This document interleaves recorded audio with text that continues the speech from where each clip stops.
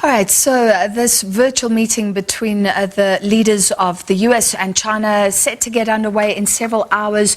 You heard from him earlier. Let's go back to Washington and let's speak to Nick Haper live. Nick, thank you for being with us. So looking at how we're reporting ahead of this summit, there were huge hopes after that COP26 deal. It's often been said that the US and China have to work together if we are to see anything tangible, anything significant in terms of climate change and in several other areas. But it doesn't sound like there's huge hope now that the two countries can leverage that to come up with other united stances around several issues.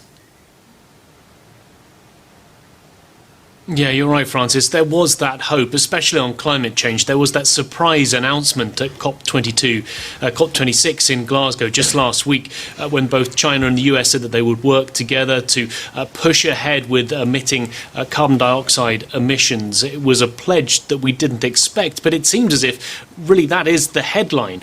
We don't expect things to be coming out of tonight's discussion that will push that any further forward. We've already had the announcement. We're unlikely to get any more specifics on climate change. The very fact that the White House is downplaying any level of expectations running into this suggests that we probably will not get concrete outcomes, not just on climate change, but on any other issue where the two sides could potentially work together. The fact that they're saying there will be no specific deliverables or outcomes says very clearly, don't expect too much. This seems to be more an opportunity to get the two leaders to discuss, not in the room together, but virtually, and try and diffuse some of those tensions that we have seen, unlikely to make much progress in terms of working together and collaborating on specific projects, though. Is this a test of sorts for the US President Joe Biden? Because his predecessor, Donald Trump, was very hard on China. And this is an issue that they don't differ. I mean, there's always been claims about manipulation of the currency of China, not trading fairly, intellectual property being stolen. And I guess Joe Biden does not want to seem soft on China. No, certainly not. It is something that they managed to cultivate in years gone by when we had President Biden, as then Vice President under President Obama, met on a number of occasions with Xi Jinping and various other Chinese officials. They had warmer relationships then. Since then, we've seen President Biden, on a personal level, hardening his stance on China. But that chimes also really with lawmakers in the US and the American public. During the Trump presidency, very much that idea of the US standing up to China came to the fore, and President Biden is trying to take that forward. So keeping those Trump-era tariffs in place on about $370 billion worth of Chinese goods, but trying to push into other areas that the US wants to stand up to China on. So the human rights issue in Xinjiang, the fact that the Biden administration has called out Beijing for genocide in their handling of the Uyghur population there. Also calling out Beijing for democracy erosion in Hong Kong.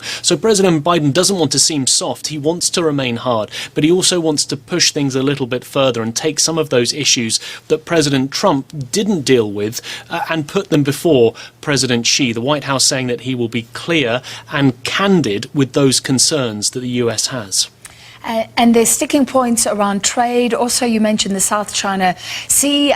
Some believe that the next war could emerge from those disputed territories. So these are all things that will be brought up at this meeting. Absolutely, and it seems that Taiwan will probably be there front and centre. There is this concern on both sides that if there is an invasion by Beijing of Taiwan, what would happen next? The US has always said that it will support Taiwan, but it's unclear how it will do that. So I think China will want to find out what the US intends to do, and in some respects the US will want to find out where the red line is for Beijing, what their future plans are for the island. Trying to diffuse that is therefore likely to take up quite a considerable amount of time.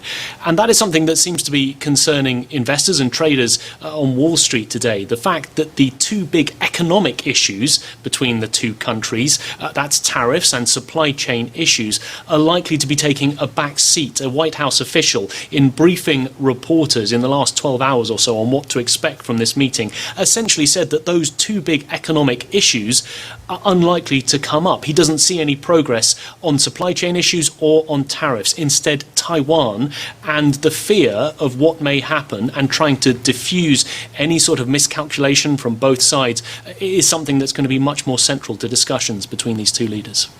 All right, thank you. And we'll follow the market reaction after that meeting in the early hours of the morning, South Africa time. That was our correspondent Nick Haper from Washington, D.C.